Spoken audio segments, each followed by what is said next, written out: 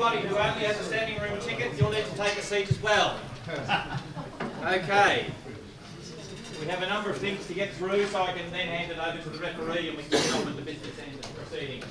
Firstly, this session is 1 hour. At the end of that hour, could I ask all the spectators, please, to stay in their seats? We will do the presentation of trophies, etc. here. So when it finishes, please do not jump out of your seats and run anywhere. Please stay seated. Thank you very much. We're going to do a couple of things. The first thing I'd like to do is recognise the sponsors who have enabled us to have this tournament here. We would especially like to thank the RACY Club and their members for having given us the use of their billiard room for the whole of this week. And when I speak to people outside billiards and snooker, I tell them that this billiard room is the finest room in the Southern Hemisphere.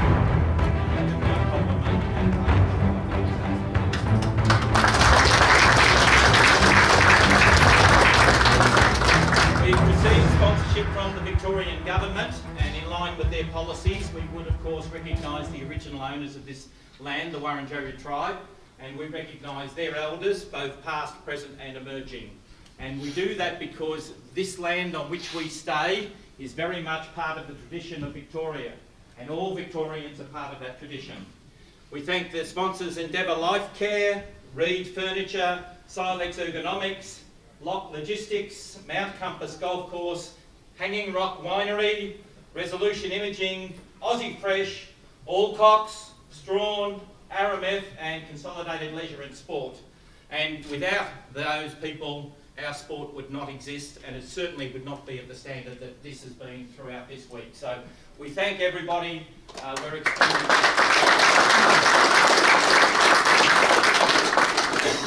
So 1 hour to find out who is the World Billiards Champion for 2019. I leave you in the very capable hands of your referee, Kim Ivett. Thank you.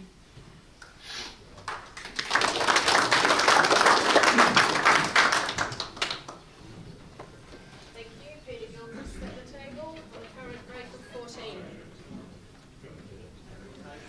Hello everyone, and welcome to the final session of the 2019 Endeavour Life Care World Billiards Championships from the RACV Club in Melbourne, Australia. My name's David Pitt, and I'm here in commentary with New Zealand champion Wayne Carey. Hello Wayne, welcome to the commentary. Hello Mr. David Pitt, lovely to be here. Such an important moment and time. As people can see the score, 949 to 917, and Peter Gilchrist is currently at the table on 14. And to get there, he got a sensational 300 plus, didn't he, David? We had a fabulous second session here. Sourav Kothari opened up a lead in the first session with a 279 and a couple of other breaks. Peter Gilchrist didn't manage a century in that first session and was sitting about 300 behind with 20 minutes or so to go in the second session, and a big break to Sourav then at that point could have really made things extremely difficult for Peter. But a beautiful 303 from Peter has actually seen him hit the front coming to this last session. So we're set for a promoter's dream here, really, with the current the defending world champion Sourav Kothari playing against the world #1 Peter Gilchrist. Our referee for the final is Kim Ivett, who I understand has just been promoted today as a Class 1 referee, and she's been here all week refereeing, as have all the visiting and local referees, doing a wonderful job, and we couldn't have anybody better in charge of this. Difficult situation for him, Peter. Wayne, what's he going to try and do here? Well, clearly, I would say he would run out some hazards to get his arm flowing, and then he would, I would say, pot the red and get himself in position to go in off the white to bring it out of balk. Difficult recovery from here though, isn't it? And as you say, I think the main idea is just to get the arm moving, get the arm flowing, you know, get a few hazards, just, you know, run down the clock a little bit and just, you know, every point counts in this with only 1 hour to go, and usually we're playing a 1 hour session for this final session. Oh, he'd be disappointed with that, well, but again, actually, then again, he'd be yeah. He would be disappointed with the red going in, but then after the yellow missed, he'd be happy. So it's a funny comment that. But already he's working on. Looks like he's looking for 2-pot reds. Yep. With the red goes on to the middle spot, and then he'll play the cannon. This is actually a preferable position that he's finished up in, potting the red off the spot than playing hazard. So first stroke of luck in the final session to Peter Gilchrist. And I did remark, or made the comment earlier, that it was actually just wasn't getting his fair share of the run of the ball. Well, of course, the tide could have turned there, and he certainly is. But everybody, when you're watching this, watch these players, watch the way they cue, watch their elbow. Only their elbow moves. The elbow doesn't drop. It's worked as an axis for these players on 95% of the shots. He's having a good look. Do you think he might play the 5-shot here, Wayne? No, I don't. Well, good call, Wayne. Yeah. That's why you're the 18-time New Zealand champion and I'm a mug, because you knew what was going on, and I didn't. Yeah. So nice controlled slow shot there from. Well, I would say he's going to put the red in a position here after the send-off, and then he can stun the white. Stun his yellow. Put the red in the middle, stun the yellow, and going off the white next. That's how I see the shot. Yeah. No, he doesn't like it. So he's running out. I'm not sure how many. Does anyone know how many? He was on 38, so he started off 14. Didn't he? Yeah, he started off on 14. So he must be. He must have run quite a few hazards here. Haven't been keeping track of that ourselves. We have excellent scoring system that we're using here for the World Championship, which is used around the world for billiards and snooker. Shows you nearly everything, but the only thing it doesn't show you is the number of hazards. Rather difficult for the operator to keep track of that as well. But well, here we go. He's going again. He's going to run out, I would say, to 2 pots, and then work in the cannon. So the 2 pots on the red. Or is he going to stun up to the little pocket here? Yeah, no, he's going to play the 2 pots. And I would suggest he's going to stop on the line. There he is having a look now.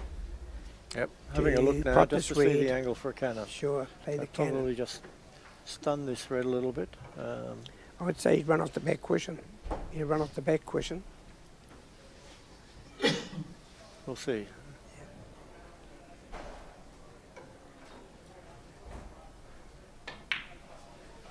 Oh, yes. Yep, that's ran off done. it. Come over here slightly. This is actually a favourite shot of his now, because I think he's going to play this cannon off the balk cushion. Yes, which will bring the white back into play. So this is actually a trademark shot of Peter Gilchrist. And the red comes to meet the white. The red has 2 cushions. Yep. Comes around towards the middle pocket, middle right pocket, and the white will come down. Oh, just caught the jaw. He'd be disappointed with that. He would. Yeah, he would be very disappointed with that. So that shot, he explained that shot to my great mate, our mate Jason Colebrook, one time sitting in the airport waiting for a plane, and Peter and Jason were chatting about billiards, and Peter showed him that shot, not on the table, but just on the back of a napkin in the airport. Jason came back immediately and said, "Oh, there's this great shot of Peter Gilchrist." It is. Well, it's one of David Causey's favourite shots. David Causey is another one. He's brilliant at that shot. Yeah, no, it's a very good shot, because the normal thing, the obvious thing to do is to play the direct cannon, but by playing it off the ball cushion, you're actually developing the white out into the centre of the table. So here we're about to see one of Sourav's strengths. He's a great potter. And if he can pot this red, which he's right into the wonderful pot, and he's screwed into the side cushion, stunned into the cushion to leave himself and then off white. So lovely opening from a difficult position there. Now, David, my spies tell me that Manoj Kothari, Sourav's father, they've been playing a lot of snooker lately together back in India. Yep. And the idea is to improve Sourav's potting. And it's certainly shone up there, didn't it? Don't forget. Manoj Kothari himself was a world champion. So father and son have both been world champions. He doesn't like this. It's a little wide. It is a bit wide. Yeah. And the issue is not so much getting the in off, but just the pace on the yellow as to whether he puts it back into ball. He doesn't want to lose it back into balk, so he could do it, at triple strength and put it in and out of balk again. That's a very difficult shot. This is no snack. This is a very wide forcer here. Oh no, it just... He was a bit skittery, wasn't he? Yeah, it was a very wide. His cue was in line with the balk line there, and that's a very tough shot, you know. Yeah, the other reason why he might not have taken the yellow, David, is that he moved it away from the cushion. Yep. And normally, if you take a shot like that, you may not leave anything. Yep. But it looks like there was a touch here. Yeah. So in the end, that forcing it off the red was really a shot to nothing, because with Peter, you know, almost on the balk cushion, he has to play a very good shot to get in here. I would say a very good pot red. he will maneuver. Oh, what a good shot that is. Yeah. It's a good shot. But he's still in trouble. He's still in trouble. You know, it's not it's not a gimme here. So if he was to pot the red and hit the left-hand balk, come out, and he might even get the cannon. He might be playing for both here. So the final here tonight at the RACV club in Melbourne is the culmination of a week of fantastic billiards that we've seen here at this wonderful club. It's a fabulous venue, not just for billiards but for hospitality and accommodation. The club with its beautiful 8 Alcock antique billiard tables I think that jumped out of the back of the pocket. Second time it happened. That's the second time that's happened to Peter in this match, which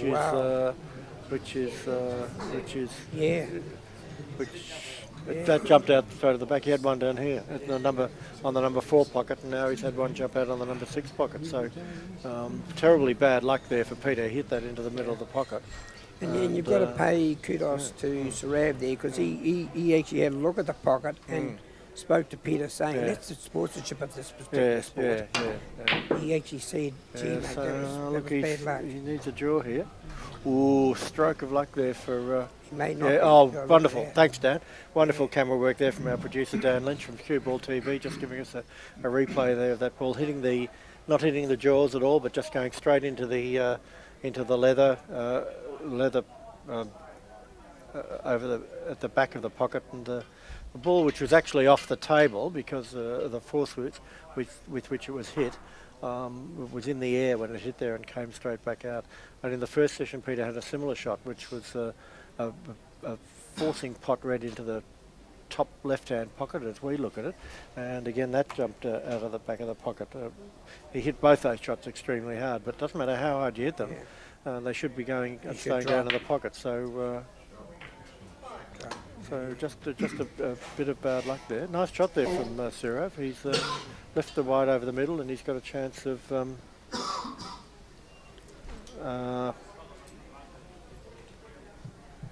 getting off the red here.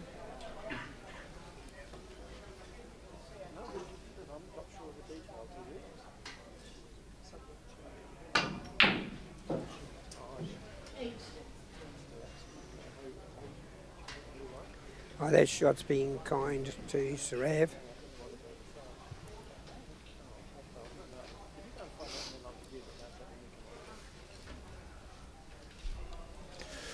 So the advantage to Sourav here, Wayne? Yep, I would say it's a stop shot, and you're going off the yellow next, and manoeuvred for the drop cannon.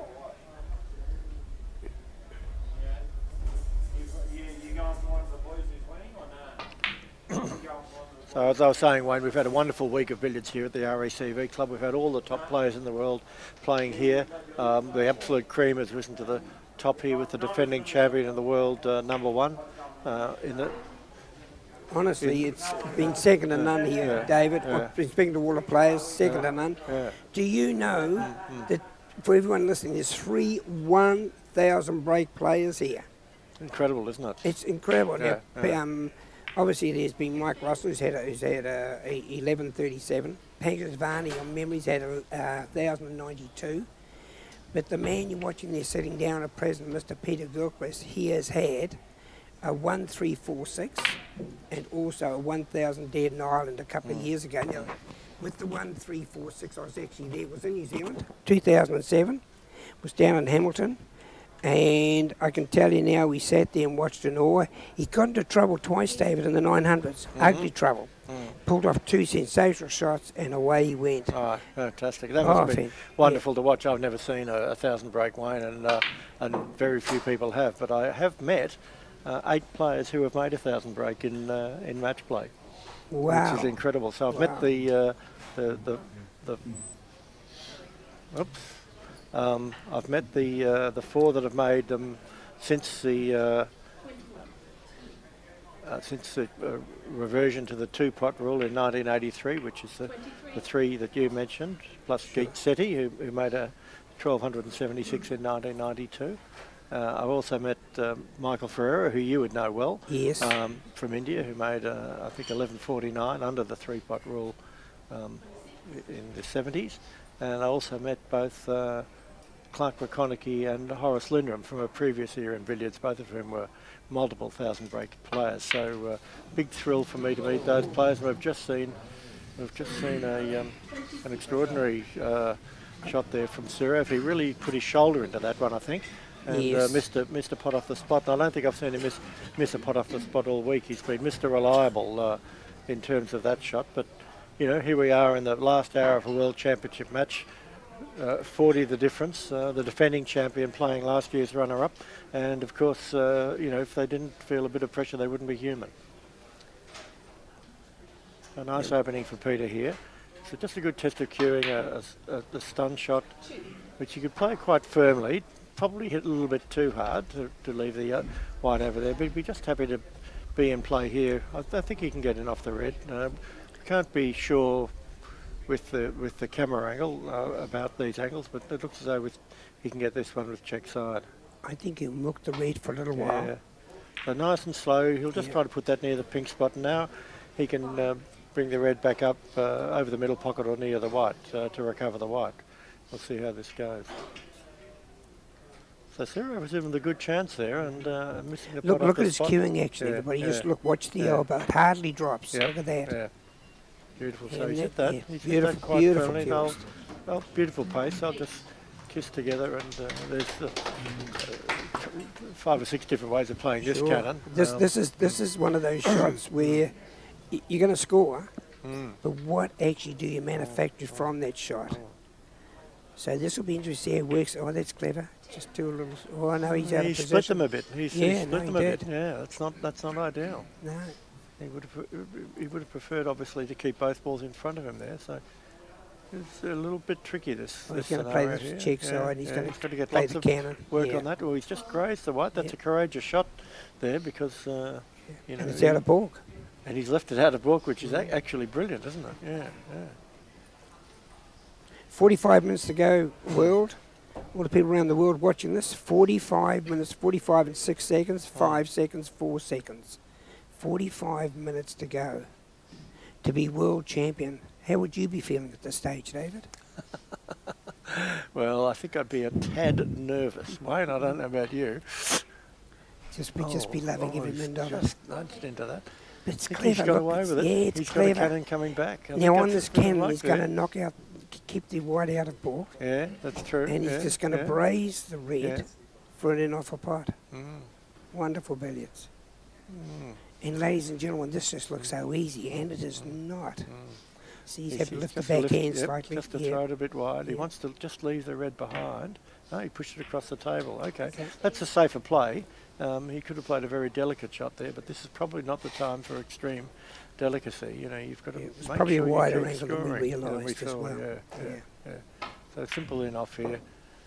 Plenty of side to take it into the pocket, and just keeping the balls in front of him. So again, as you said a moment ago, Wayne, a position here where it's very easy to score, but what do you leave? You know, a couple of different ways of playing this. He's taking the red up and down the table. Normally the pros play these very soft, and if even they get it wrong, they can manufacture another shot. See, he made a liar out of me. So he played that quite firm. He did, but he's left himself a thin enough in the middle. Now, would he be able to put this down behind the black spot?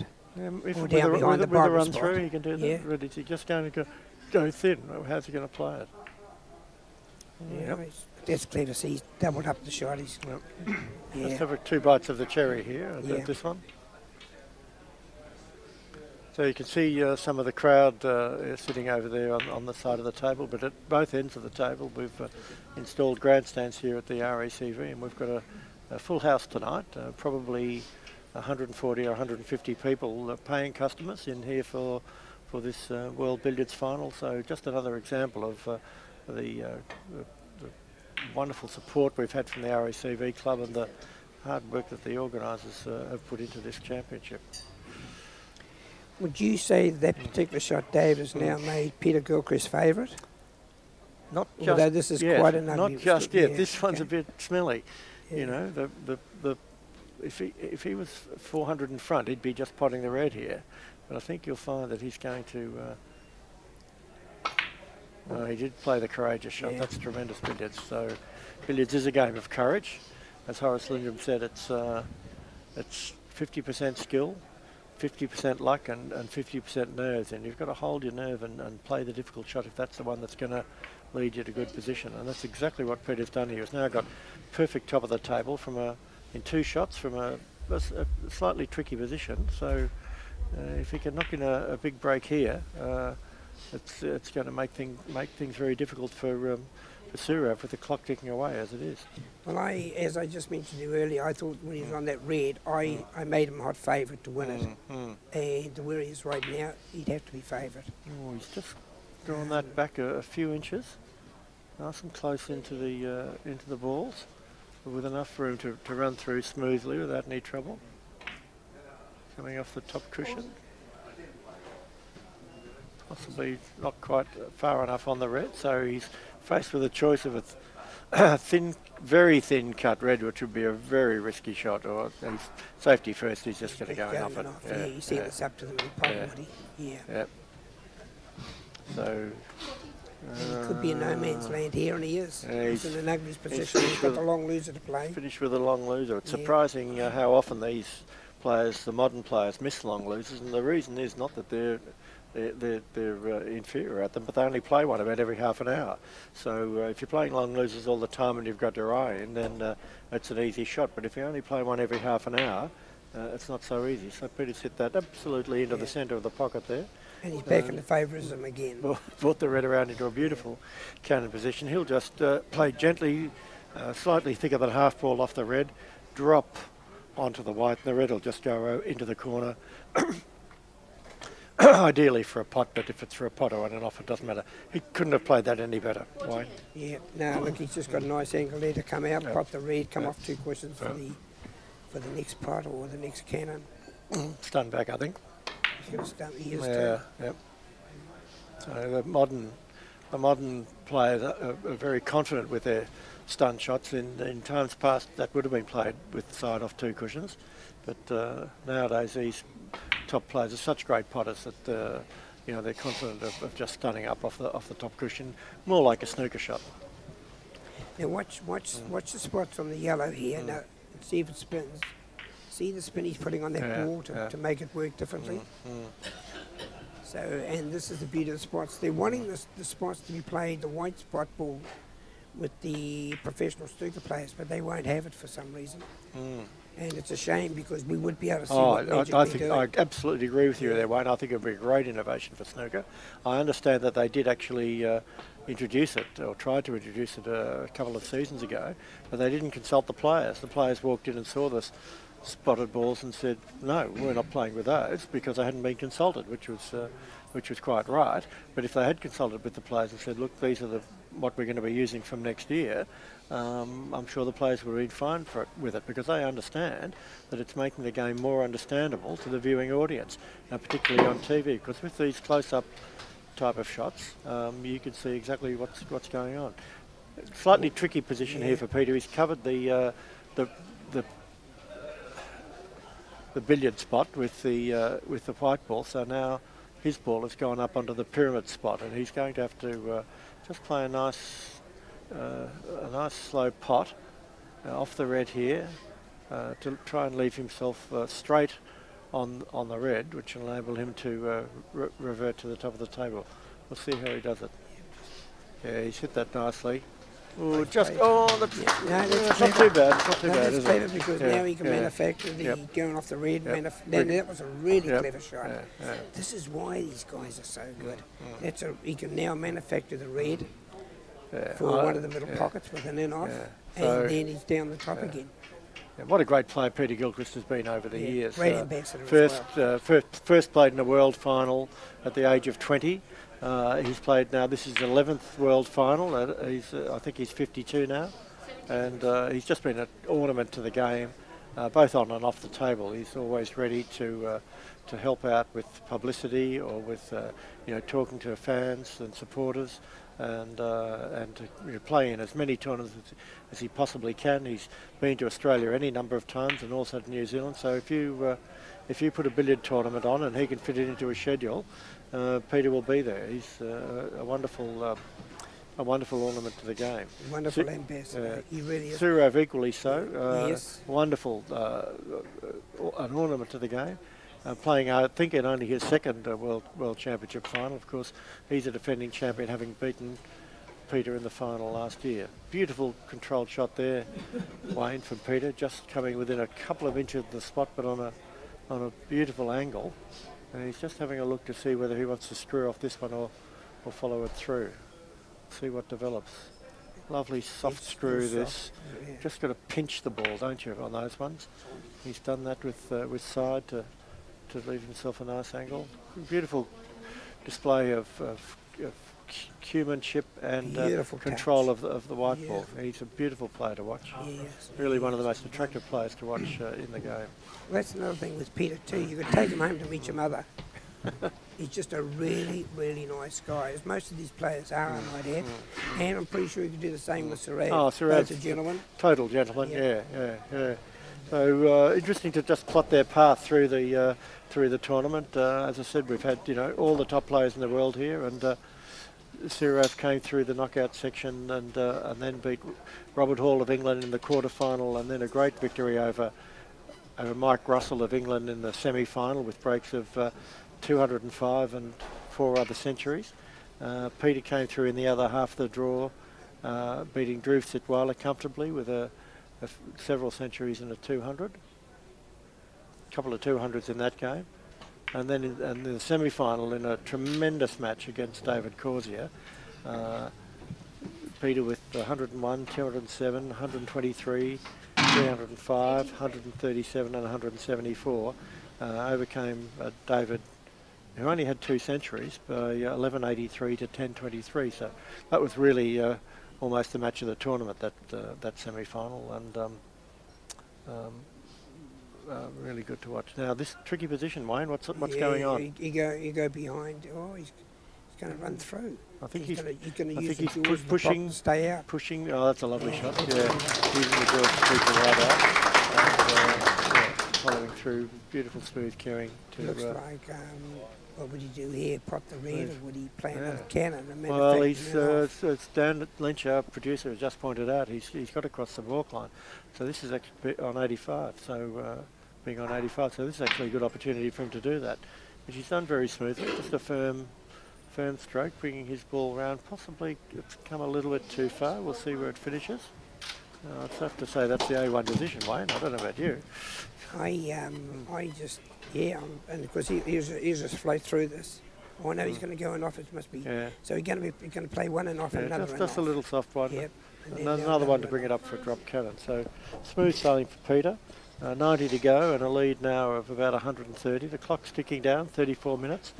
This break could, if he can push this on up towards the 200 mark, could be very instrumental in determining the result of this match.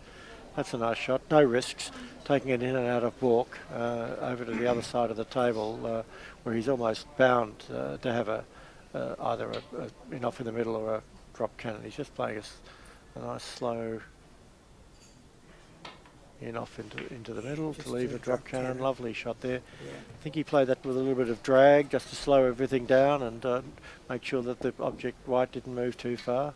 And now he's absolutely in A1 position to return to the top of the table with a drop cannon. But as you and I both know well, Wayne, drop cannons can be tricky. Can be tricky. There's always that scope for getting a smother or them not going quite right. It's a little awkward, isn't it? This one? There's a little. He would have preferred to have hit that a little bit harder and bounce the red off the cushion to leave a straight pot.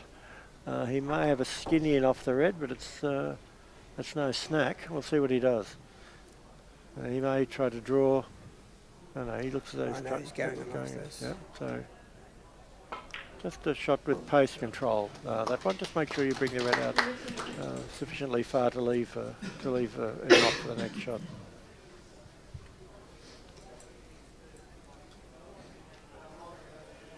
Again, this looks a bit wide. He may need to take this one in and out of balk. Yeah, it's hard from this camera angle, although it looks. He's making that. It looks like he's going to force it right. He just took it wider, narrower. He doesn't want to jaw. Oh, he does not want to jaw. He's got lucky there. He's got lucky. That could easily have caught slightly deeper into the jaw and squirted back across the top of the balk cushion then, but it's come out absolutely perfectly, just in front of the D, and a couple of little breaks that have gone Peter's way this in this session, and that could be very telling. Because Kim Yvette's doing a lovely job too, the referee. Yes.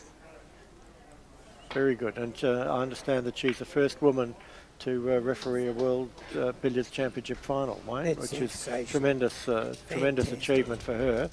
She's been dedicated to, refereeing now in Australia in Melbourne and in Australia for many years now. Not too many, but many. And she's a highly experienced and capable referee, and thoroughly deserves this honour that she's been given of refereeing this world final. So it's great to see Kim in action and doing such a good job. Nice little shot there from Peter, just leaving an angle on the red for a soft screw cannon back towards the white. Or would he miss the cannon? So he gives himself top of the table position. A bit risky perhaps, just I think that would be a brave shot. If he does that, he's a super genius. You're correct, that's what he's done, he played that. Now Sourav's sitting there, so what do you think Sourav is saying to himself? Oh, Sourav's got to just compose himself. He can't do anything while he's sitting down. One of the features of billiards that distinguishes from other sport is that you take the other player's table time, and it's possible in match for a really top player to take 80 or 90% of the table time. And when you're sitting down, there's absolutely nothing you can do. What you have to do is just compose yourself, wait for your turn, and when your turn does come, which it will do, then be ready to take it. And as we saw in the second session, Peter was sitting down. His opportunity arose and he made a lovely 300 to get back into the game, and now it's swung his way. But exactly the same thing applies to Sourav. Sourav's just got to sit there, be patient, wait his turn. If it doesn't come, then there's nothing he can do about it. But if it does come, he has to be ready. He has to be ready to take advantage of any opening that Peter leaves him. And of course, Peter's very aware that if he makes a mistake, Sourav could easily overtake him. And Sourav's a comeback king. I mean, many people will remember the semi-final in the World Championship last year where he was down 500 against one of the modern greats in David Corsier, who's an absolute juggernaut of scoring. And Sourav knocked into 300, got back into that game and ended up winning that match and going on to the semi-final. Yeah. So it's been great chatting here with you, Wayne. Thank you very much. The match is poised at a very interesting position, and we're going to hand over now in commentary to the doyen of billiards commentary in Australia, which is Peter Tankard, and then also his professional counterpart who has commentated professionally for billiards and snooker all around the world, Robbie Foldvari, the ambassador for the event. And also a 3 times world champion. Three times world champion and the resident professional at the RACY Club. Thank you, Wayne. This is David Pitt signing off, and we're going to have a very exciting last half hour here.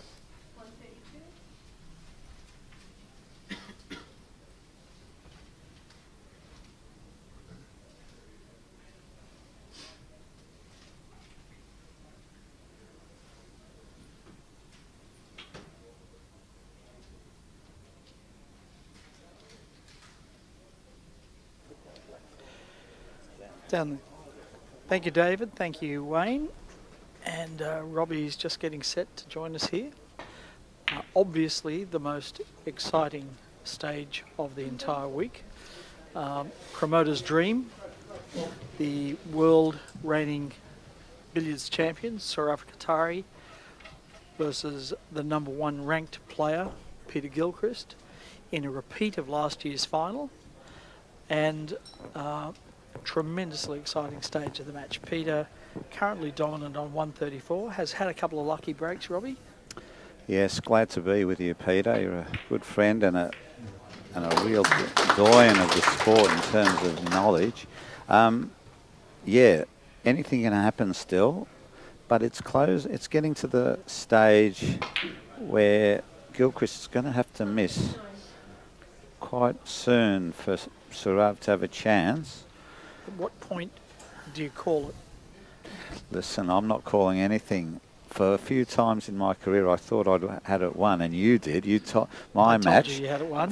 You told me I had it won at 5 minutes to go with 91 in behind. Nathway who then raced around the table and managed to close out on 100 Robbie. breaks. So, 100 break, in theory, you can 5 minutes per 100 is quite feasible.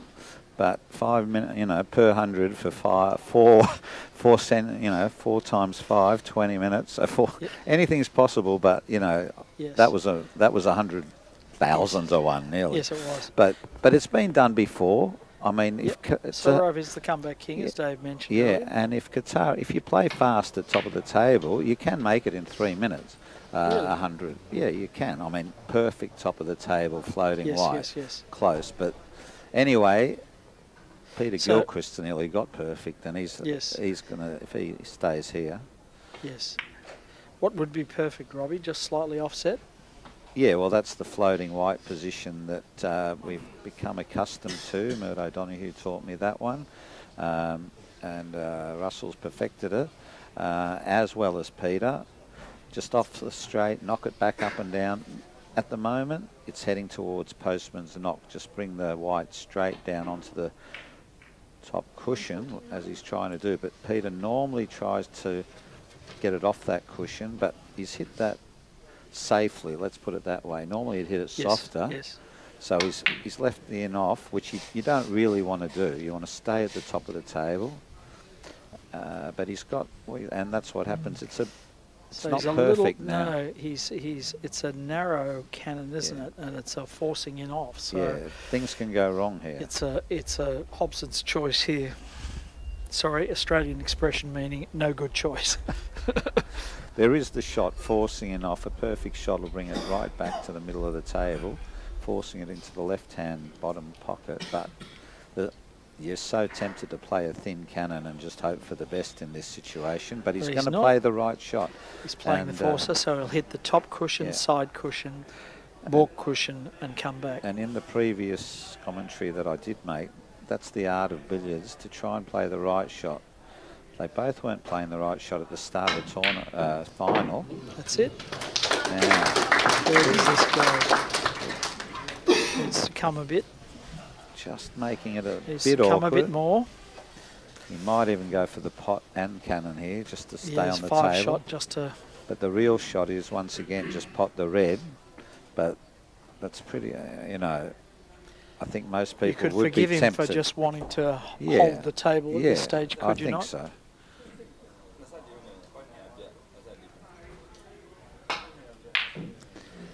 Oh, yeah, and he did that. You're a good judge, Robbie. He's elected to play a looser shot, but in the hope of having the cannon come to his rescue, which is exactly what's happened.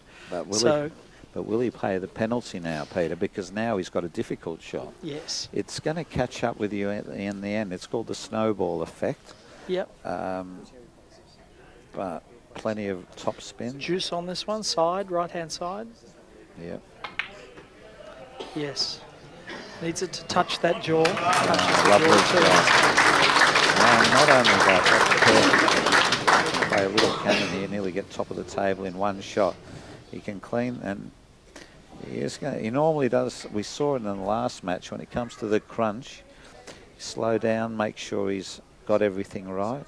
A bit low. So, not quite top of the table, but it should do him.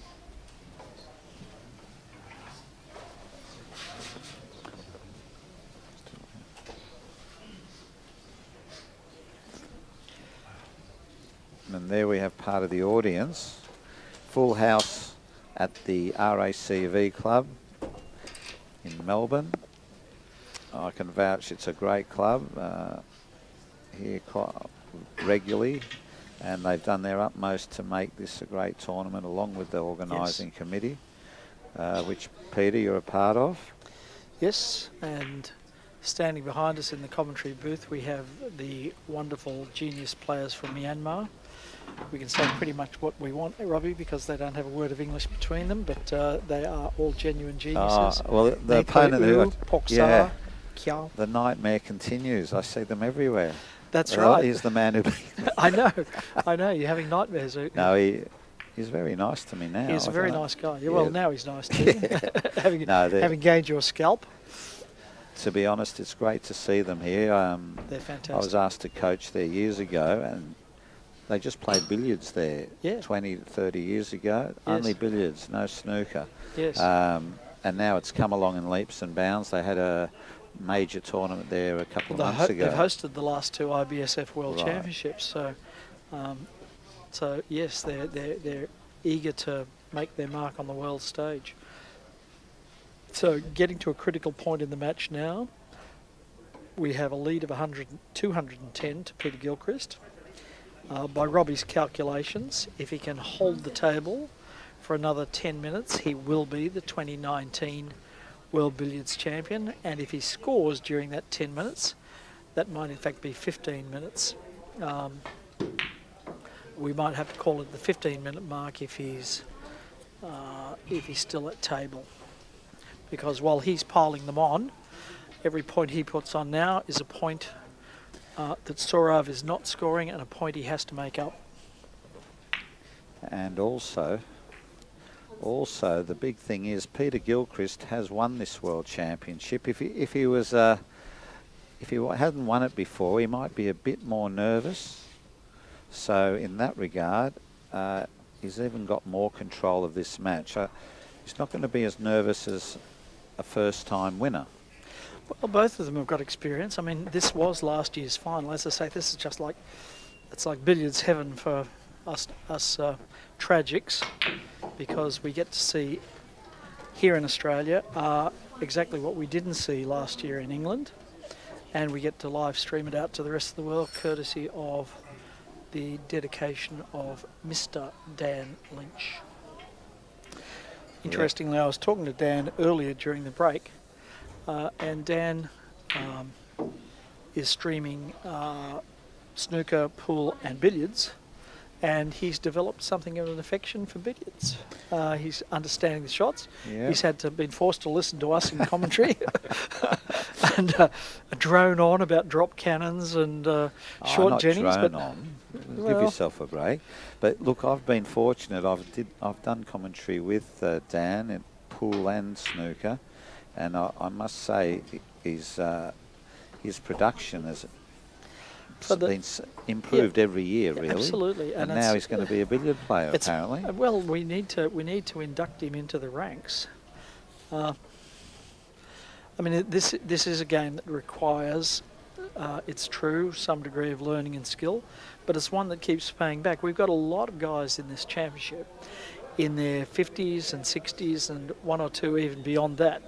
And you can't say that for other cue sports. Effectively, your snooker career as a pro is over as you approach 40. Billiards players rely on knowledge and observation, perhaps more than in other sports, because there are so many different scoring options. So we carry our knowledge forward for years to come. So for all of you ageing snooker and pool players that think your career is over, welcome to billiards. All right, thin cannon with left-hand side. Doesn't want to get too far under it. Oh, he did get too far under it. Got a little screw cannon there back, so...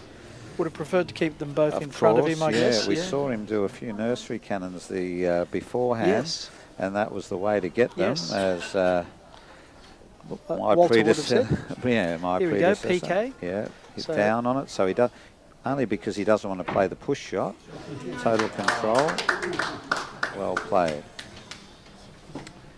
So still going. In the front row there, the bald head on the right is Andrew Ricketts, the author of Billiards Phenomenon, the Walter Lindrum biography. Yes, I had the pleasure of speaking with him at Dolly Lindrum's funeral, and it was a heart-wrenching little speech he made about and involved the history of the game. I don't know if he really plays, but he does play, and in fact he said he made his first century break in practice just 2 months ago. Oh, really? Well, Yeah, there's an answer for you. It's never too late. And he has, I don't know whether you heard David say this, he has the twin of this table in his house. They're consecutive numbered tables from Alcock's in the same tulip wood, and he said it's it's exactly the same table in his home at Young, but he's got no one to play against. Well, he can just play by himself. And look, we're giving credit to billiards, but the biggest credit of all, I think, is it's the best game you can play by yourself. It's like a game. It's pool, snooker. You sort of need that to and fro situation. Yes. But in billiards, you can. It's very similar to a match, and you get that more reward for practicing, and you get the enjoyment. Well, the truth is, Peter's been playing by himself for the last 15 minutes, hasn't he? That's true, but to practice it, it's great. What? He couldn't possibly play for that. He did. 198. Oh, he did too. It's a ball-flying cross. One of the best shots of the tournament, that's for sure. Absolutely. And deserves all the applause he gets. Fantastic Unbelievable shot. Come on, what he should do now is play it again. He's got it on the repeater line. Why not? No, he's going to stun it across this time. Yes. But which is what we thought he was going to do last time. Yeah, but for the uninitiated, if he did do that, it would have been a foul shot. So, fantastic shot by Peter Gilchrist. I would dare to say that's the shot that wins in the tournament championship. Well, and you're right, you're at the 15-minute mark. Our gap now is 250. We're now getting into the realms of mathematical possibilities.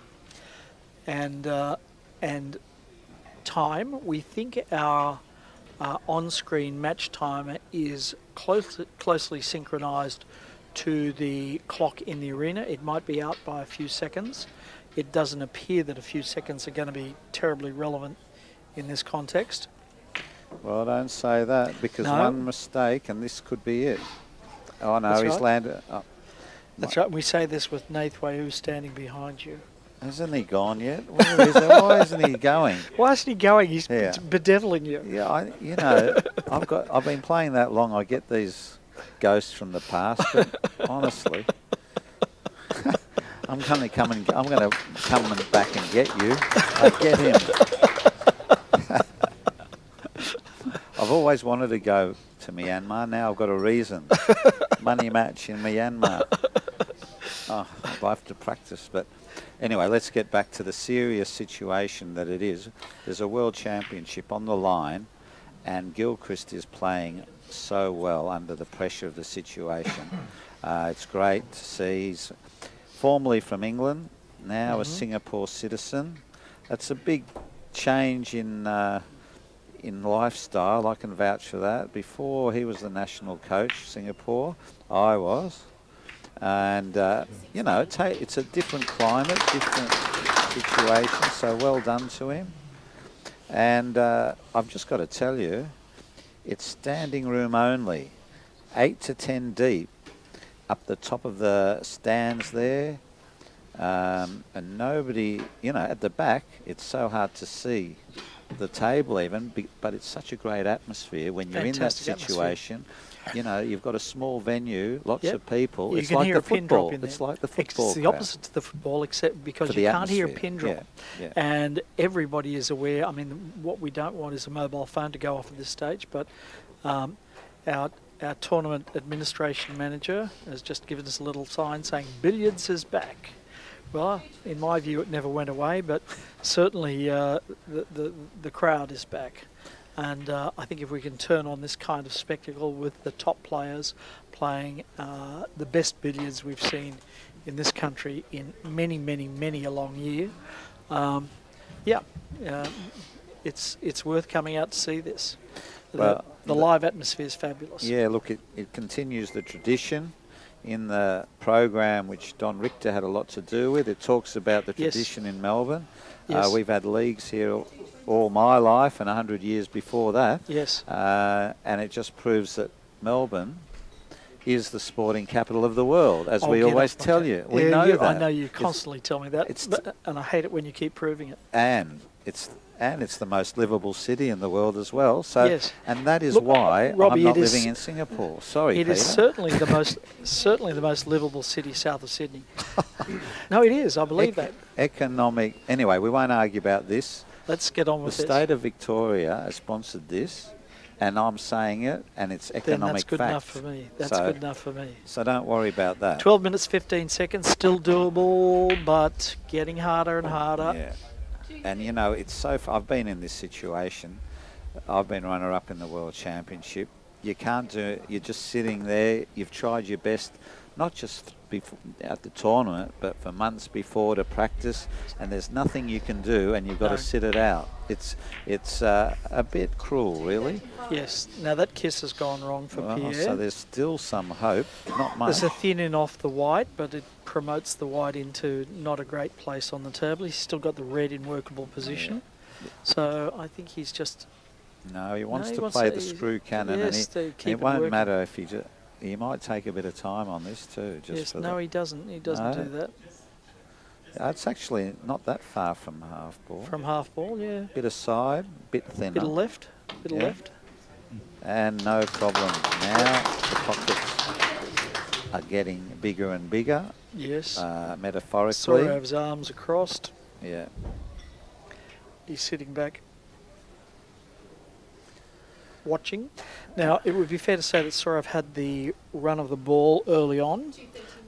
For a long time in the first half of the match, Peter came to the table and was facing nothing at all, but when he left the table on a failed shot, he'd leave red over the bag and a half ball off the white. So probably just desserts here. Peter started to get the run of the ball in the second half and has taken advantage of it. Yeah, well, that's why we have a final for 5 hours, so Yes.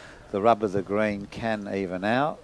It's not like the old days where Walter Lindrum played for 2 weeks, no chance of any luck there. But No. but you know, any short, 2 hours, 2.5 hours, it can be the luck of the rolls of Yes, the green to yes. some extent. You still got Yes. to play well, but Yes. when it gets this long, there's not much you can do except say the better man won normally on the Yes. day. I think the lead has changed hands perhaps 4 or 5 times during the match. I know they crossed at 600, they crossed at 900. Yeah. And this is the first time in the entire match that Peter's been dominantly in front and has certainly chosen the right time to do that. It's been a great seesaw battle in that regard. It's been a great final. I mean, you can't expect them to be all really close. And No. after nearly 5 hours, for Kothari to still be in the game, you know, till the last 10 minutes ago, Yes. that's close. That's close. So 252 break, Peter saving his best to last. This is the highest break I think of his during this final. Difference now approaching 300, 9 minutes on the clock. Yeah, We that's call all, it. folks. We call it and say Peter Gilchrist is about to become 257. the 2019 World Billiards Champion for a 4th time, I think, Robbie. I think so, and I know one Eclipsing thing. you by one. Oh, thank you. There's people behind me on the side of know, me. What's they're- going on? I thought you were like me. But anyway, the real thing is in Singapore, they'll be Yes. very happy. Yes. And I'm not sure, I think Peter will be even more happy here because I think he'll probably get a bonus from the government that he wins Probably. the World Championship. Probably. So in that regard, he's a very happy man. Let's just talk about the legitimacy of this title. You've got 2 players here who've been eliminated who are regarded as absolutely world class, being Mike Russell and Pankaj Advani. Very true. This is a very, very legitimate win for Peter. Those 2 are not at every tournament, and to come along here and play amongst the best and be the best 270. I will. I've got to say, I think this is his greatest win. it could well be. He beat. I think he beat Russell in the He did beat early. one, yep. In the, I was there and I lost in the semis in India. But you know, I give him full credit. Peter does play the most tournaments.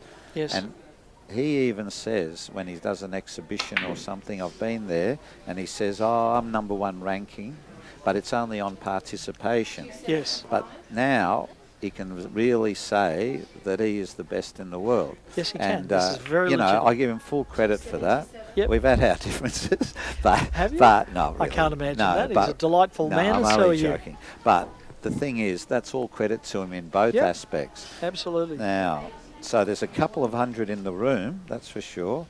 And Wayne Carey, the Oceania champion, Yes, in the room. who clocks in at 5'2", I think. Yeah, he's actually standing on a chair to see the table. Now, he's got to be careful here. Look, I work for the RACV, OH&S. Somebody tell him to get off, right? Yeah, tell him to get off. That's right. But It'll be on your account if he falls. not quite, but so I've done my duty. But look at this. All systems go for Peter Gilchrist. Smoothest cueing you can get, really. So, Yes. so Look such how a low he delight. addresses the ball. I mean, Yeah, match is over, he's- but he habitually addresses the ball low and then raises his front hand. His fingers rise up as he hits the ball if he's looking to play topspin. So anyway, another ball line crossing. This one's more of a conventional one. Yes, no, that's right. conventional Yeah. one. So plays no risk. Now it'd be nice to see him finish with an unfinished break, really. Yes.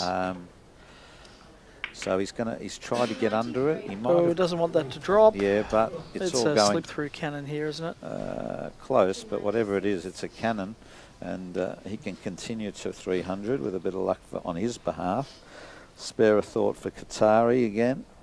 All Yep. he can do is sit there. Yep. 298. But I think he'll appreciate the skill of Gilchrist, and he I think knows that- he's been very good all week, and he's the defending champion. Always hard to come back and win another one.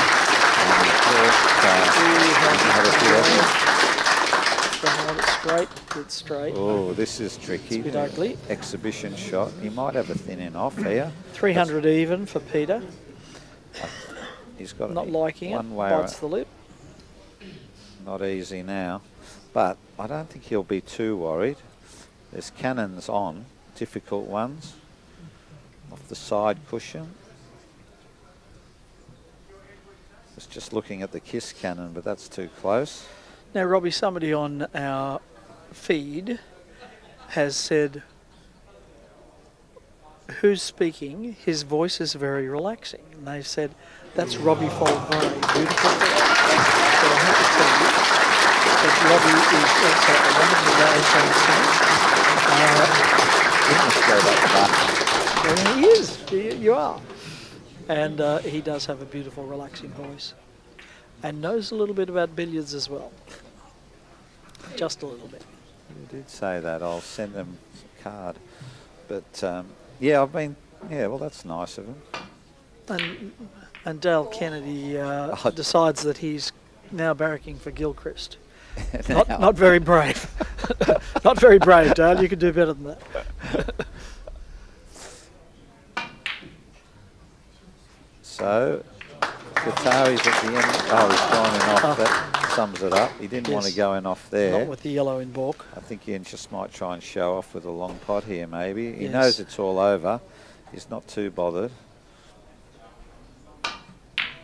And unfortunately, he's not going to go off with a bang there, but he shouldn't be too disappointed. He will be. But Yes. great effort. He beat Pankaj earlier on, and he wasn't probably yep. favourite in that. No, He showed, but I he think proved a point. Yes, he did prove a point, and I think in a lot of ways that will play better in India than actually playing against Peter or Mike or Matthew. Well, that's right. Pankaj is a genuine superhero in India, and again, that's a very, very legitimate win for Sourav.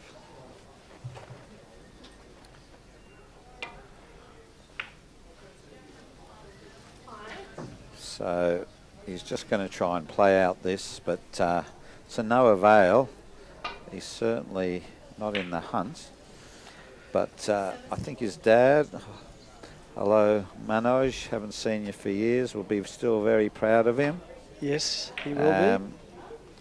As will the Indian nation. He has fought valiantly in this, and he has been nothing but a thorough gentleman for the entire match. He's been a credit to his country and his family. Out of position again, and too much side. I suppose it's fitting if Gilchrist finishes on the table. And there's part of the large crowd, a couple of hundred in the room.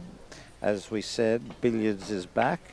Some young faces, some faces that we haven't seen at tournaments for quite a while. And they're all Dan. enjoying it. Yeah, I'm getting That's dizzy, his highly Dan. paid cameraman there. But it was a good overall view. Oh, here we go. And Peter queuing under the body, yeah, a la not Mark many Williams. people can do that unless Well, you're 6'7". That's right.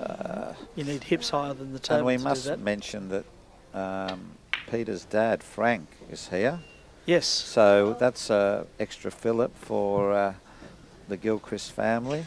Yes, Frank's an ex-fireman in Middlesbrough, and that's where Peter learnt to play, was on the fire station billiard table. Okay. Of course, they're sitting around waiting for the next fire to happen, or hoping it doesn't happen. They need something to do, so billiards was the answer. So Peter used to sneak in with his dad and knock the billiard balls around. Right. People love that long Jenny. It's a beautiful shot. Yes. So, roughly a minute to go. The clock, we're not sure how accurate it is. The real time of the match is on the tournament table, so we can't see that, but it's certainly not long. And trick shots now by Peter Gilchrist. Let's see. Not quite. But it wasn't a foul shot, so that's a good trick in itself. Sourav smiles.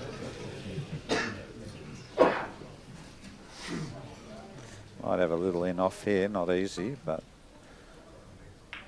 oh no, nice half ball. Peter, as you said, is a very nice person, giving him a shot near the end. But don't worry, he's got that competitive streak or he wouldn't be this good. He will be back, and he's giving away a couple of decades to Peter, who's in his 50s now. So Sourav is going to be around a long time after Peter is retired. There it is. Thank you, Robbie. Thank you. We've got the winner here. Thank you. And you can see the crowd. They really show their respect to the two players and the referees tonight. You can see the beautiful trophy on the side there. The oldest world trophy in sport, really. Yes. Earlier than Wimbledon and the British The Ashes Open. Urn and the Claret Jug. So it's an honour to be here. Thanks for having us. Well done, Dan, on the coverage. Well done to the organisers. Well done to the RACV. And well done to the Yes, absolutely. Thanks, Robbie. Paul Cosgriff is standing behind there. He's the head of referees for this tournament. You can see in the background the matching chiffonier, which matches this table, and David Pitt was telling us the story about that earlier on, story in its own From my right. personal point of view, I have a number of people I'd like to thank. I'd like to thank especially the World And we'll Championship sign off and say Committee, goodbye, and chaired hopefully by we'll do it all Barry again Dowd, who's done sometime a soon. horrendous amount Thank you. of work to get us to where we are today. And could I ask a round of applause for all?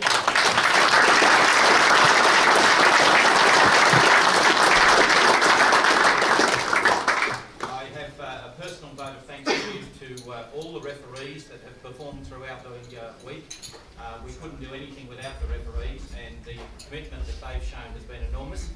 The effort that's been made by people to travel internationally and interstate to be here is really quite phenomenal, and we're extremely grateful for that. And I'd especially like to thank our referee for the final, Kim Ivers. Thank you.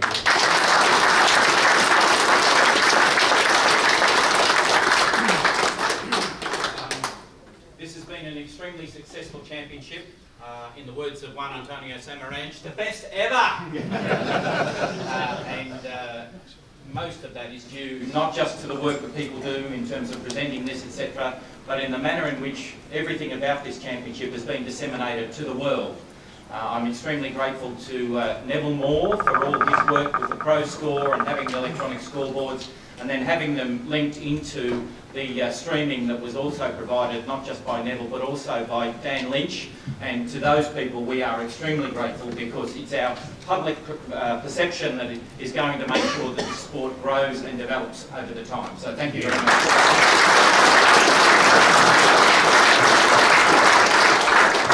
Could I pray your attention for the Managing Director of World Billiards Limited, Jason Colebrook. Thank you.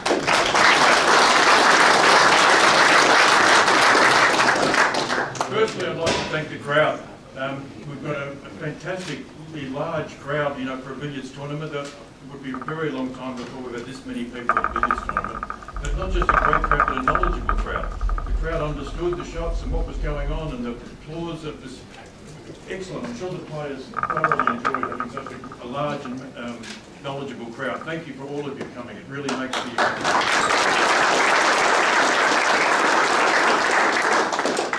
To the players for putting on such a fantastic final. This was a repeat of last year's final. Peter was keen to get his revenge.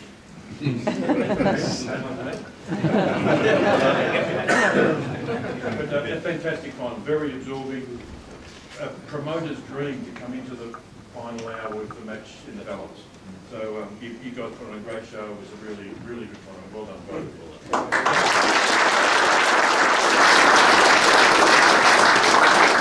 There were some truly excellent players who didn't make the final.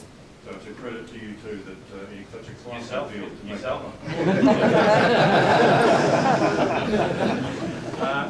Paul's covered a lot of things. The major sponsors, you know, just Endeavour Life and Care, and the sponsors for the other events, the Allcocks, the RACB Club. It's just there's a lot that goes into these events, and without such an excellent group of sponsors, it wouldn't have happened. The Allcocks have put in an enormous amount of work this week, getting the tables up to, you know, perfect condition. I'm sure I'll forget a number of the sponsors, but to all the sponsors, thank you for your support for the event. The RACB Club for providing this facility. It's a big ask, but this club's got 30,000 members, and we had to say to the members, you can't use your billiard room for a couple of weeks. So I didn't speak to them all personally, but we really appreciate their support. It's fantastic. So if anyone is here representing the RACB Club, please pass on to your committee and your management the appreciation of the World Billiards community. It's fantastic. The biggest thank you goes to the...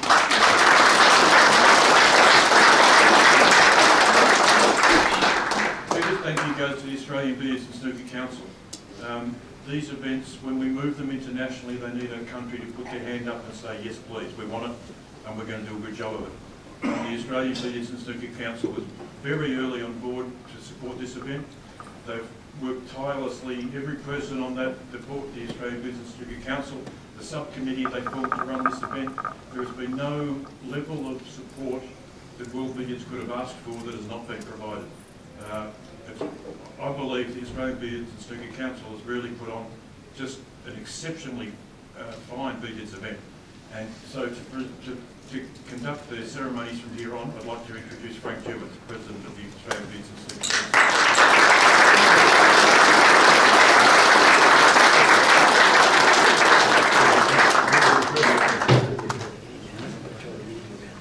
Jason, first of all, I'd just like to reiterate thanks to the RACB Club. What a fantastic venue. As Paul said, it's the best in the world. And for these players to come along and to get the accolades of the players alone, speaks volume of the conditions and the club. And to the RACB Club, thank you very much indeed. To the players, guys, what a spectacle. I mean, we've been privileged to the best billiards that I've ever seen this last week. And the final, absolutely amazing. To both players, congratulations.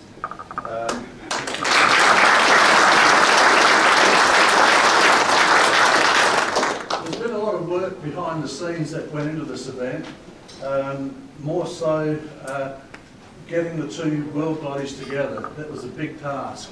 There's a lot of politics involved in the sport, and this is a World Billiard event, but in the past we haven't had the privilege of playing the IBSF and the World Billiards together. But through a lot of hard work and a lot of persuasion, we actually did it this year. And we've got a 2-year contract or an agreement with the World Billiards and the IBSF to run this again for the next year. So hopefully, if it's successful again next year as this one was, we can continue on. But the biggest thing is not the politics that's involved in the sport. The politics hurt the sport, and it's these guys that suffer. The guys that really want to play billiards, I can honestly say that if the IBSF didn't put their sanctions and support behind this event, Sourav wouldn't have come. Is that correct, Sourav? Because of all the politics that's involved. And it's just great to have these players here. So congratulations to both bodies, the IBSF and the WPBSA, or World Billiards Limited, to get together on this occasion to give us what we have just experienced. Thanks to both of them.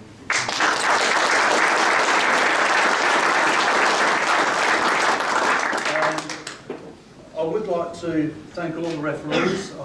I don't want to go over old hat, but you know, these guys do an absolutely fantastic job. And to be here all week, they give up their time.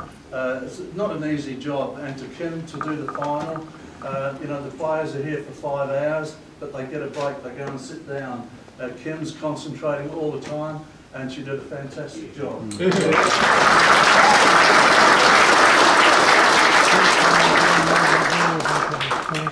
So we'll move on from here. I'll just, finally, I'd just like to thank the organising committee, Barry Jenner and his crew.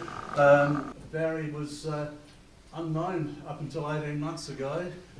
We conned him in Adelaide to join the Billiards and Snooker Association in Adelaide. He took over a few things there. He's worked tirelessly with his World Championship Organising Committee, and to Barry and to the committee, thank you very much, guys. You've been absolutely fantastic. So now we're down to the presentation. Thank you, Frank. I'll just ask my bikini-clad assistant to help provide. Thank you very much. Well done. Frank, could I ask you please to present the runners-up trophy and certificate to Sourav Kothari.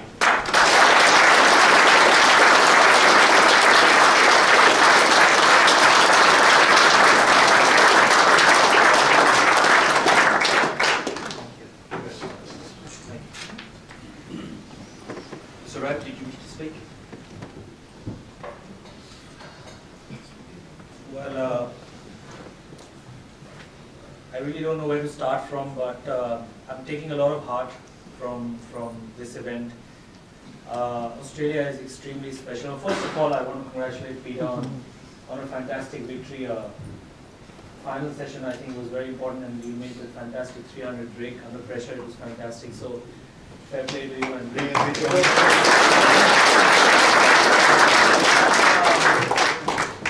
As Paul and Frank and Jason have mentioned, I think the crowd has been fantastic, very knowledgeable, and every time Peter or I played a good shot, and there was appreciation, and that's what we look for actually, because it eggs us on and helps us perform even better. So I think it matters so much, and this turnout, this is what sports should be about, and just so happy to see all of you here. And Australia is such a big promoter for billiards, especially billiards, and snooker of course, but billiards, I emphasize on billiards. So it's just incredible. I just wish I had a better run in the final, but it's all in the game. So I am going to be back soon whenever there's an event next time.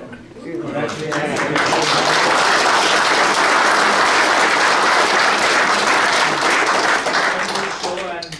I think all of you are going to go from strength to strength from here. I hope to see you very soon. Thank you.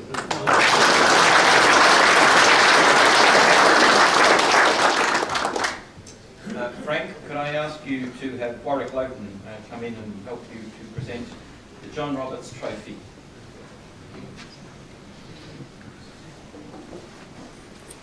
Peter Sourav, what an amazing final. And especially pleased to be that your father, Frank, was able to come out to Australia to see this. It's fantastic.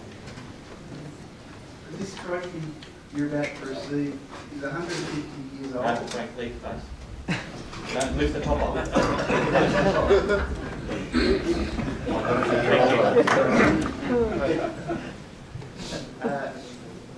It's the oldest World Championship trophy in the world. It's never less visible before. I'd like to thank the World Professional Gymnastics Snooker Association for allowing it to come to Australia today.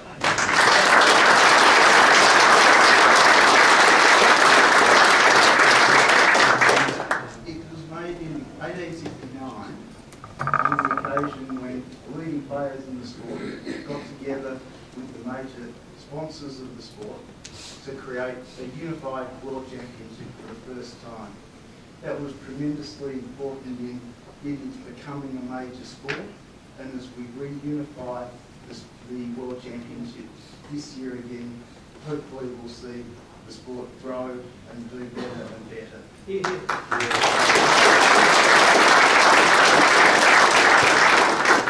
I'd like to thank the ABSC board, my then fellow board members, for asking me to put together the bid for Australia to host this event and asking me to set up the structures and the organising committee and run the organising committee through the early stages. The trophy of the original competition had a rule that if you won the event and retained the trophy, defended it for 5 consecutive years, you could keep it. And a man called John Roberts Jr. managed to do that, and that's why the trophy is now referred to as the John Roberts Trophy. It went into his family and stayed in the family for a long time, and eventually they donated the trophy back to the sport, and so it's completed a full circle of we reunify our championship.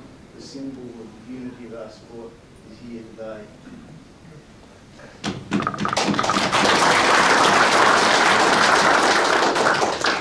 When you first burst onto the scene, the last time Australia hosted the World Professional Billiards Championship, exactly 30 years ago, you were a very young man and you were a surprise performer. You got to the final then. You've been at the pinnacle of the sport ever since. Throughout that period, you acted with grace and charm and become a universally loved figure. You once said in a speech of another sportsman, no sport would wish for a better ambassador. Those words fit you perfectly.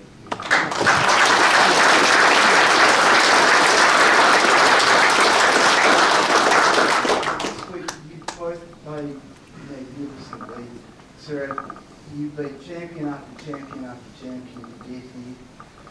Peter, in the semi-final and the final, you had absolutely top-class opponents. They were close matches, and when the pressure was on the last hour, you pulled out the break. It's a magnificent achievement. I congratulate you. I want you to accept the John Roberts Trophy.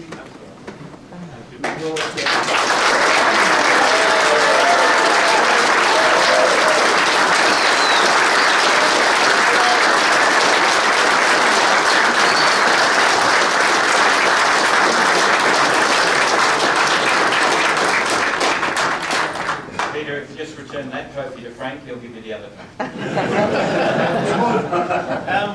Just another thing, this trophy, I actually won this in 1988 when I won the English Amateur Championship. So they used that trophy then, and because Mum and Dad were a little bit worried because it was in the house and it's worth quite a lot of money, so I kept that for a year in the house, and I think one of the ladies comes off actually, or did.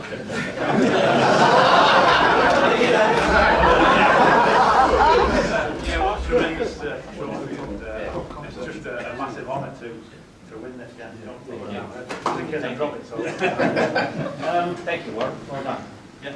Frank, could I ask you to present the plaque and the certificate, etc., to Peter? Congratulations. Job well done, mate. Cheers.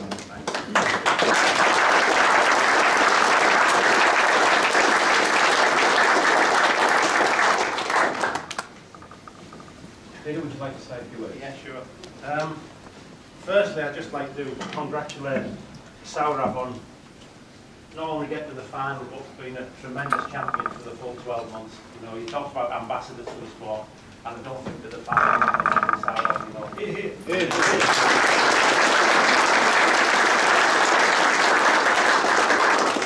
I was very fortunate to have my father here watching, and I know that on the live stream, Manoj, Sourav's father, you know, a good friend of mine, he'll be watching also.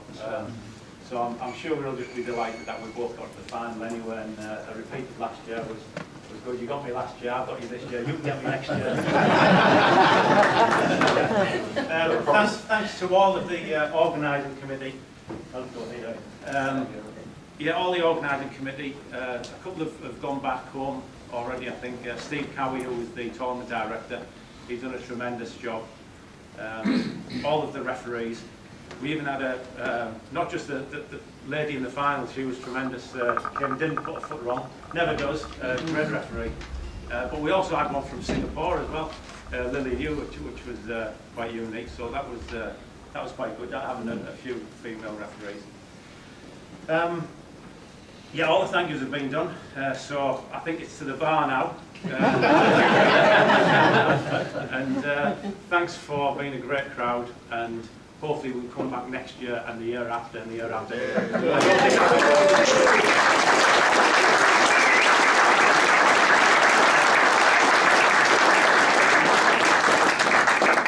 A couple of things. There's been a magnificent magnum of wine produced by the Hanging Rock Winery and presented to the person who nominated the highest break on each day of the tournament. And today the highest break was 313, and in a classic case of graft corruption and other things going on in the business. Robert, who was the winner? Warwick Logan. Yeah!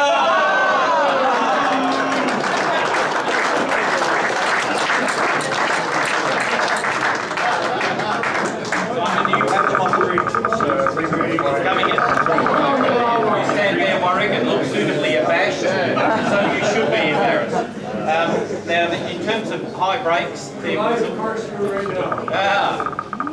was also the highest break of the tournament that needs to be recognised, and so could I ask Mr. Mel Wadewood to come through and be here to present the prize for the highest break.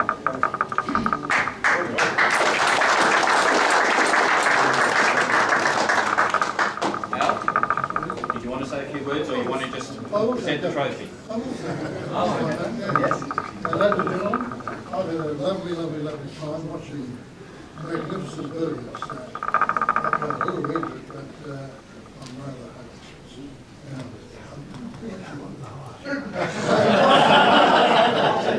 all right, that's fine. If you can together and put up a couple of balls to the prize, etc. Part of me is a little bit sorry that we didn't manage to see 1,000 back. However, the hip pocket is very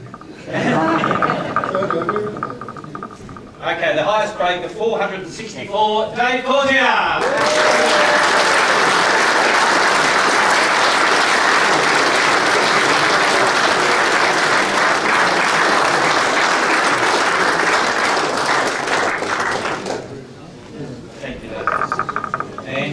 Frank, could I ask you to come forward and refer to the Lindrum legends, please? And you can introduce Tammy.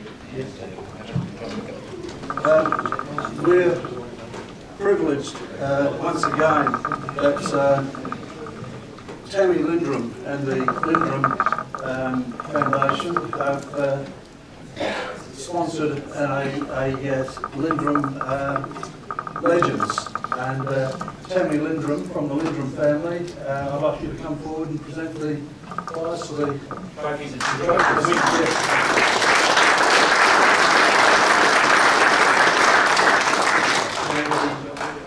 The runner-up, the prize for this was money that was donated by Tammy, and we had a mixed doubles here this afternoon, and I think it was determined that the winners would designate people against it. Correct. So we'll leave that till the winners come here. But the runner-up of the mixed doubles this afternoon was Judy Dangerfield. Judy Dangerfield's the runner-up in the women's event. In the women's? Oh, I beg your pardon, sorry. Would you like to call for Judy Dangerfield, who is the runner-up in the World Women's Billiards Championship?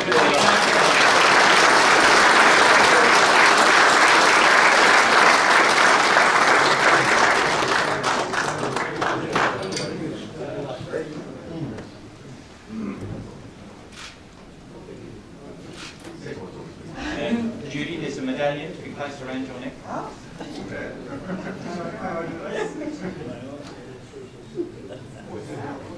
And Judy, do you want to say a few words?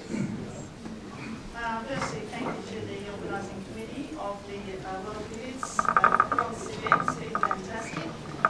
Secondly, thank you to Barry, who had to do a bit of arm twisting to get me here because I've been thinking I'd play serious billiards. But there you go. I've been playing billiards for a little while now and learning much more about the game. But I must say, my game has improved just in getting to the stands for the few days that I've been given an opportunity. I really appreciate it. And to win this award is amazing. So I will be playing more billiards. I'd like to congratulate Anna, who did a very fine job of winning the championship for the women. And thank you, Anna, for being an ambassador for the sport both nationally and now for the World Billiards for Women. I would like to see more billiards happening for us to participate. And thank you to the players who've shown such fine form on the table where we've been able to just watch and learn. And it was good to be part of the event this afternoon, to be able to talk a few hints and tips on the table and to enjoy some coaching. So appreciate that opportunity as well. Also thank you to my coach, Tab Radiak, from Snooker RACY in Adelaide. He's helped me understand the game and to see the fine art of the touch that is necessary to be a good billiard player. So thank you to Snooker RACY for all the sponsorship and for the support for the women's game in the state and nationally, and the opportunity to learn billiards and to play it weekly, which has really helped the game. So thank you very much everyone to be able to see.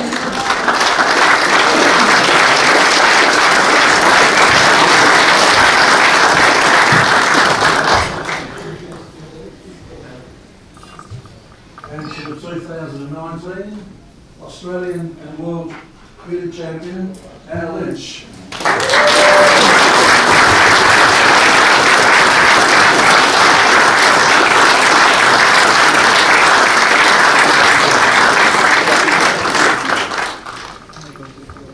Looking forward to this. So proud.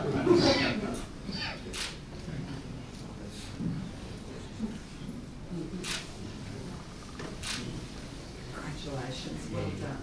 Thank you, Tammy. Would you like to put the medallion? Anna, would you like to say a few words?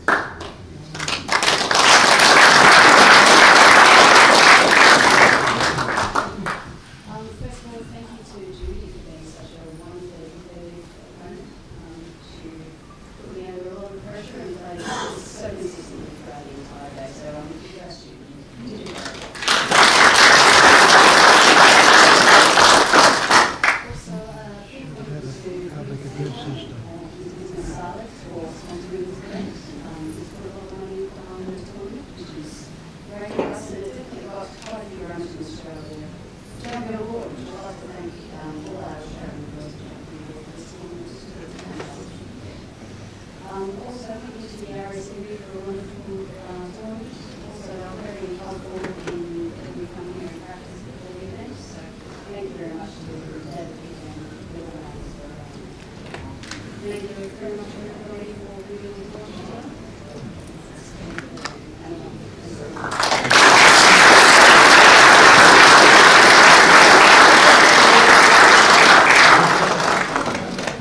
There is a presentation now for the highest grade in the women's event. Just before I refer to that, I would like to give my own personal thanks to the people who played in the mixed Scotch doubles that we had between 6:15 and 7:15. It was an extremely enjoyable event for the people that were here. We sent sponsors away, let them have a dinner. You know, we got to enjoy ourselves, didn't we, Judy? Yeah. So we had a great time, and I thank not only Judy and Anna for being so cooperative, but especially Rob Hall and Steve Wizard, who were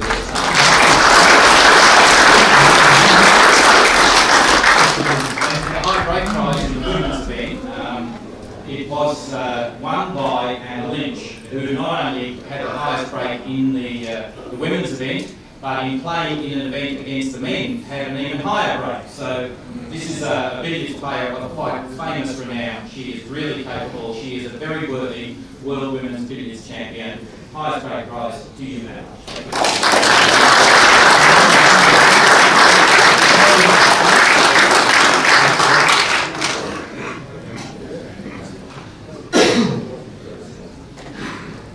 Frank, could you step forward, please? There are some other medallions to be presented.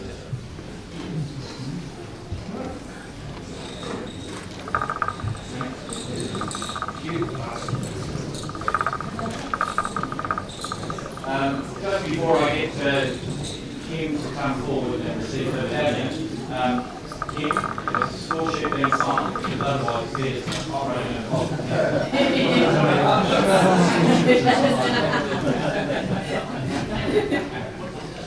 I said, if the score sheet hasn't been signed, we're operating under false pretenses.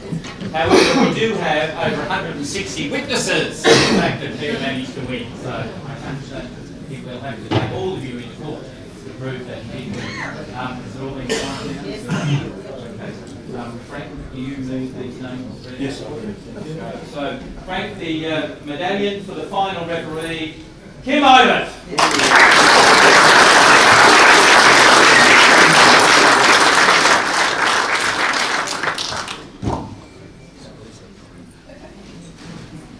And there's a medallion for our marker, who operated not only throughout the final, but through all of the week. He's been a great support both to myself and the other tournament controller positions, etc. Mr. George Scootis. Mr. George.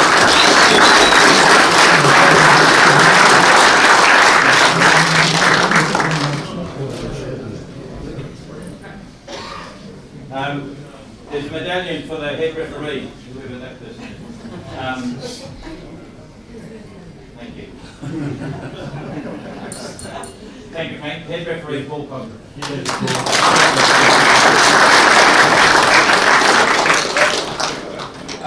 I couldn't have done any of the things that I have done without my own deputy head referee from New Zealand, Cliff Hazelton.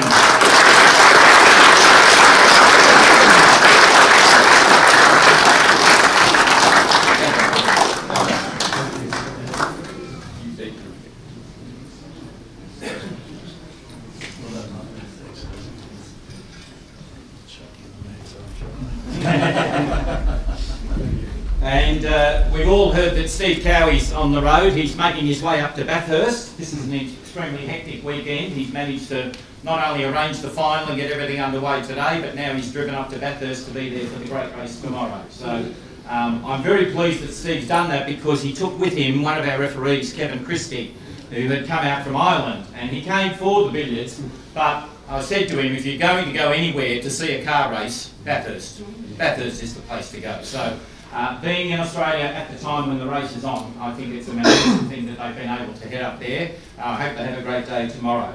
There is a deputy tournament director, and he's come all the way from Scotland, Colin Whitelaw.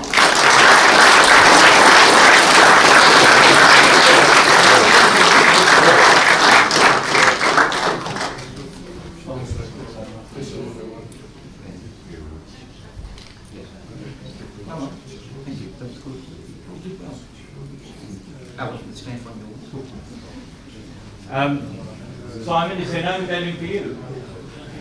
Oh, okay. I'll make my vote. All right. It's interesting, isn't it? You see, Simon uses his own grand advantage to make his own medallions that say, you know, best in the world, Simon Fortune. And Anna said thank you to the RACB for letting her practice here. So if ever you've seen a home ground advantage in the World Championship, that was it. But our venue manager is Mr. Robert Higgins.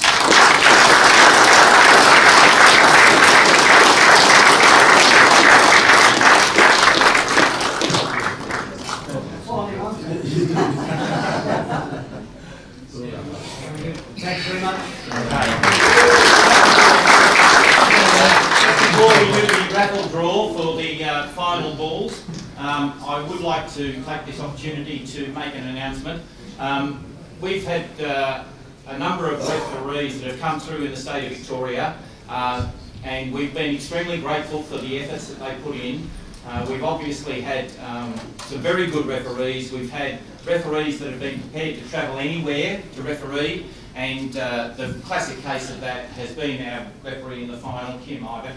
And in recognition of the work that Kim has done for not only us, but the WPBSA and our WBL, she has previously been a Class 1 in snooker, and I'm quite pleased to announce today that Kim Ivett is a Class 1 in billiards. Thank you very much.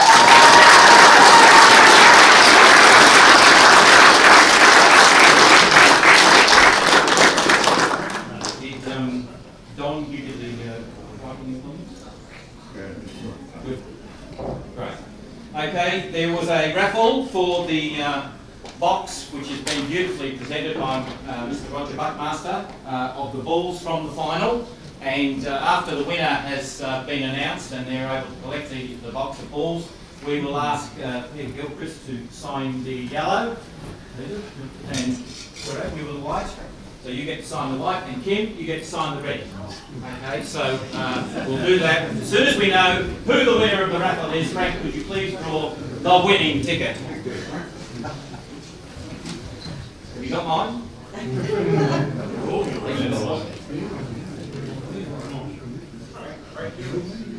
Oh, he's got 3.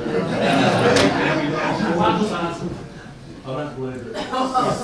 If anyone's going to ever win anything, it's this guy, Joe Manici.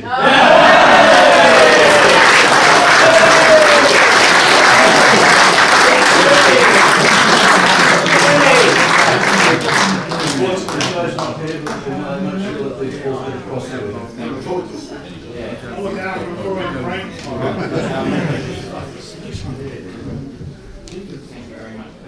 Redraw.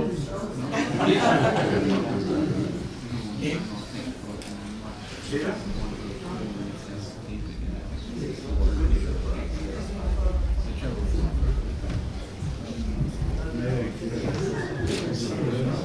Frank, does he remember how to sign his name? Yeah. You can't say something. He struggles with the round surface. Thank you, Sourav. Well done.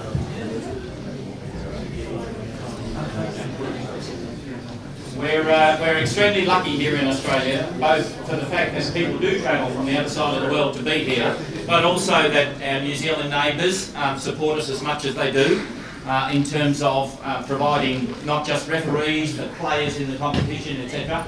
And then Singapore has been magnificent. Peter's been more than willing to come down from Singapore on a number of occasions. He's often had another player come with him, and then this time he's had Lily Liu come from Singapore as a referee. We have had a fantastic contingent of referees, because we not only had Kim and Lily, but we also had Alice Wu down from Queensland, and it's terrific to see the women in the refereeing ranks. And if any of the women that would like to be involved in refereeing, I can assure you it is the best seat in the house to watch the best players in the world. But the event that we ran with the 10 women, all 10 of those women said they really enjoyed billiards and they wanted to play more billiards. And I think that's the best comment that we've heard throughout the whole week, that as we go on from here, the billiards game in Australia just continues to go from strength to strength. Frank, could I ask you to invite everybody to the bar? Yes. Just before I do, Paul, I'd just like to say 2 things. Firstly, I did touch on it before, that we had an agreement in place, I'll say we as the IBSF, had an agreement in place with World Billiards for 2 years, a 2-year agreement that they both work together for the sake of billiards. I'd like to think we could get the Billiards back here again next year.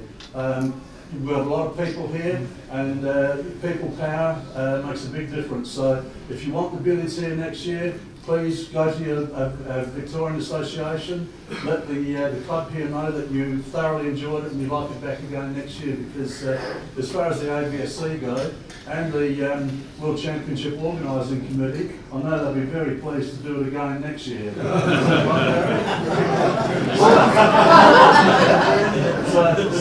Start tomorrow. But look, you know, I'd like to think that you know, we've set a precedent here, and we've set the bar very high for other countries to follow. And if we can have it here next year as well, well then, you know, we've really set the bar really high. And I've been involved with a lot of world championships, and I can honestly say that this is probably one of the best organised tournaments that I've ever been involved in, and one certainly the best venue that I've been involved in. And thank you very much, and thank you all very much for your support for the game.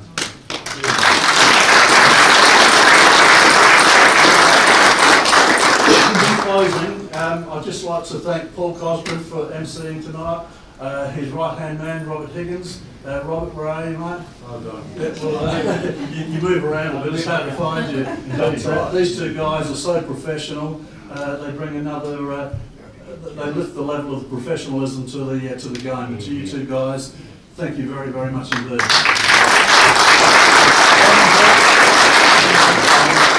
Just one other thing before we do close off. Chris Christophe from the Reverton Group. Chris, did you want to make a presentation? Yeah, I just be super quick. Sourav actually won one of my events earlier this year, the Reverton Classic. It was the first non-Victorian to win the event. He liked the potential, so I've actually made one mate. So there it is.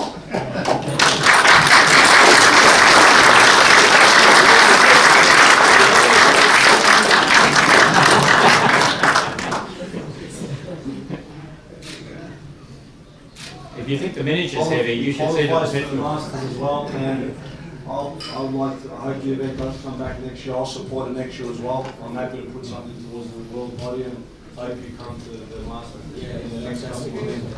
Thank you.